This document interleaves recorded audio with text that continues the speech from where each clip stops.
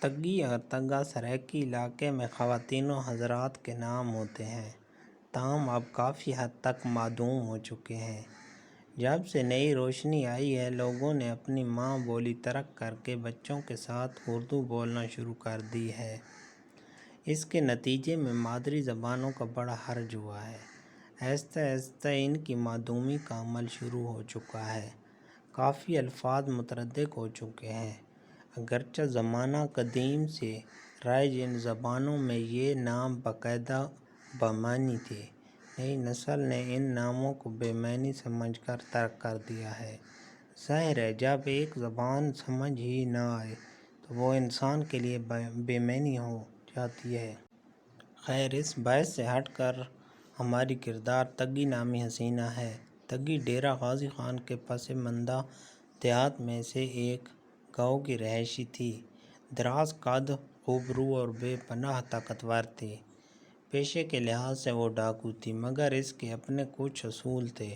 ارد گرد کے چند دیہات جہاں اس کی برادری رہائش پذیر تھی، ان کو وہ اپنا علاقہ سمجھتی تھی اور ہمیشہ اس علاقے سے باہر واردات کرتی تھی۔ مشہور ہے کہ ایک نوجوان کو تگی سے عشق ہو گیا۔ وہ رات کو گاؤں سے باہر تگی کی تلاش میں نکل کھڑا ہوا۔ تگی کا کوئی گروہ نہیں تھا، وہ ہمیشہ ڈاکے کے لیے اکیلی جاتی تھی۔ کئی راتوں کی ناکام کوشش کے بعد آخر ایک رات اس کا سامنا تگی سے ہو گیا۔ تگی نے رات گئے اس کے گھومنے کا مقصد پوچھا تو نوجوان نے تگی کے سامنے اپنی محبت کا اظہار کیا اور اس کا ساتھی بننے کی پیشکش کی، مگر تگی شادی شدہ عورت تھی، لہٰذا اس نے معذرت کر لی۔ اس موقع پر نوجوان نے مزاحمت کی کوشش کی تو تگی نے اس کا ایسا بازو مروڑا کہ نہ صرف نوجوان کے سر پر سوار عشق کا بھوت اتر گیا بلکہ دو جگہ سے ہڈی بھی ٹوٹ گئی۔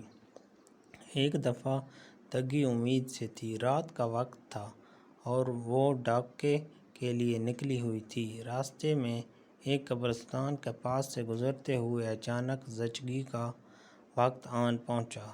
بہادر اور باہمت تگی نے بچی کو جنم دیا۔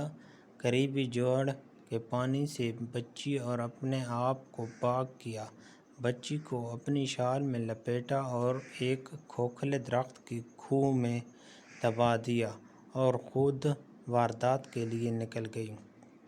کافی دیر بعد نومولود بچی کو بھوک لگی تو رونے لگی۔ ایک آوارہ کتا بچی کی آواز سن کر وہاں آ گیا۔ تھوڑی سی کوشش کے بعد وہ بچی کو کھوہ سے نکالنے میں کامیاب ہو گیا۔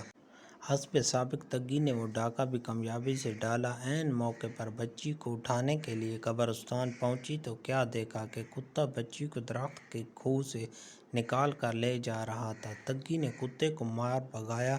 خوش قسمتی سے بچی زندہ تھی۔ اس نے بھوکی بچی کو دودھ پلایا اور گھر لے آئی۔ بعد میں وہ بچی بڑی ہوئی اور تگی کی واحد اولاد ثابت ہوئی۔ ایک دفعہ تگی کے علاقے میں ایک قبائلی خانہ بدوش پٹھان نے ڈیرہ ڈالا۔ اس کے پاس سونے کے سکوں کی دو گاگریں تھیں جن کی حفاظت پر دو قد آور خون خوار کتے مامور تھے۔ پٹھان نے اعلان کر رکھا تھا کہ تگی یا کوئی دوسرا ڈاکو یہ اشرفیاں چوری کر لے تو میں اس کو بخش دوں گا۔ دراصل پٹھان کو اپنے کتوں پر بہت مان تھا۔ تگی نے پٹھان کو پیغام بھیجا کہ تم میرے علاقے میں رہائش پذیر ہو، اس لیے میں تمہیں کچھ نہیں کہوں گی۔ پٹھان نے جواب میں مذاق اڑایا جو کہ تگی کو اچھا نہ لگا۔ خیر، وقت گزر گیا اور پٹھان وہ علاقہ چھوڑ کر آگے بڑھ گیا۔ تگی نے پٹھان کا سراغ لگایا۔ تگی کے شاطر دماغ میں ایک زبردست خیال آیا۔ اس نے ایک کتیا کو پکڑا اور پٹھان کی جھونپڑی کی طرف چل پڑی۔ تگی ابھی جھونپڑی سے آدھا کلومیٹر دور تھی۔ کتوں نے کتیا کی بو محسوس کر لی اور اس کی طرف دوڑ لگا دی۔ تگی نے کتوں کو اپنی طرف آتا دیکھا تو کتیا کو کندھے سے اتار دیا۔ تگی کتوں کو ان کے حال پر چھوڑ کر چپکے چپکے پٹھان کی جھونپڑی میں داخل ہو گئی۔ پٹھان بے غم سو رہا تھا۔ تگی نے اشرفیوں سے بھری گاگریں سر پر رکھیں اور واپسی کی راہ لے لی۔ راستے میں اس نے کتیا کو ایک بار پھر کندھے پر رکھا اور چل پڑی۔ پٹھان کے کتے بھی اس کے پیچھے پیچھے چلنے لگے۔ صبح جب پٹھان نیند سے بیدار ہوا تو اشرفیوں والی گاگریں اور کتے غیب پا کر سخت پریشان ہوا۔ اس نے سوچا ہو نہ ہو یہ تگی کی حرکت ہو سکتی ہے۔ وہ تگی کے گاؤں کی طرف چل پڑا۔ وہاں پہنچا تو اس کے دونوں کتے تگی کے گھر کے باہر بندھے ہوئے تھے۔